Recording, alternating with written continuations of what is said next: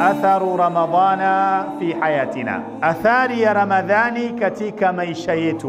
Mwezi wa Ramadhan umemalizika, lakini umeacha athari gani katika maisha tunayoishi?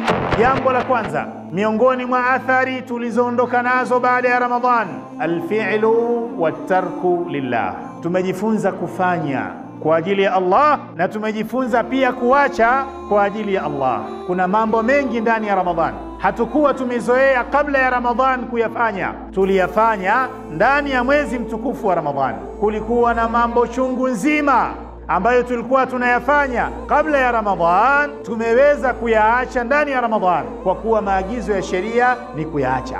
Kwa nini uliweza kuyaacha haya? Naamini ni kwa hofu ya kumwogopa Allah azza wa jalla. Amesema Mtume alayhi salatu wassalam, innaka lan tad'a shay'an lillahi azza wa jalla illa badalaka Allahu bihi khairun minhu. Hakika wewe hutaacha chochote unachoacha. Kama unaacha kwa ajili ya Allah azza wa jalla, Allah atakupa mbadala bora zaidi kuliko kile ulichokiacha. Tuliweza kuyaacha tuliyoyaacha mchana wa Ramadhan kwa ajili ya Allah, basi tuyaache ya haram ambayo tunatakiwa tuyaache na tuache kwa ajili ya Allah azza wa jalla.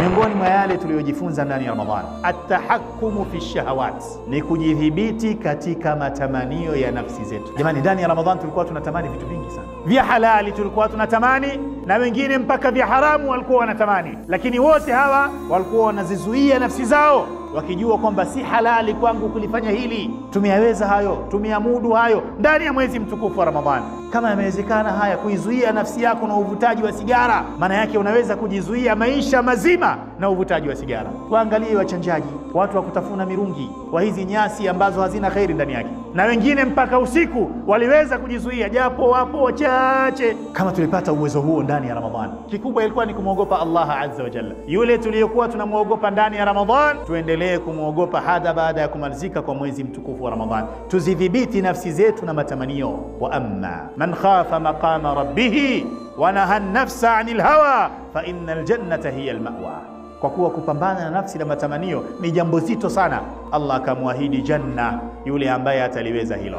Jambo la tatu, ta'widu an-nafsi al-insaniya ala shukri Allahi wa hamdi. Tumejifunza na kuzoeshwa ndani ya mwezi wa Ramadhan juu ya kumshukuru Allah azza wa jalla na kumhimidi Allah azza wa jalla. Utaratibu huo tunatakiwa tuendelee nao hata baada ya kumalizika kwa mwezi mtukufu wa Ramadhan. Shukrani, kumshukuru Allah, kumhimidi Allah azza wa jalla kwa neema mbalimbali alizokupa ndani ya Ramadhan. Hata ukipewa tupa kidogo kile cha maji, shukran, unamshukuru aliyekupa. Tuendelee na maisha hayo hata baada ya kumalizika kwa mwezi mtukufu wa Ramadhan. Neema za Allah azza wa jalla kwenye maisha yetu ni nyingi mno. Tusisahau kumshukuru Allah azza wa jalla kwa neema hizo alizotuneemesha.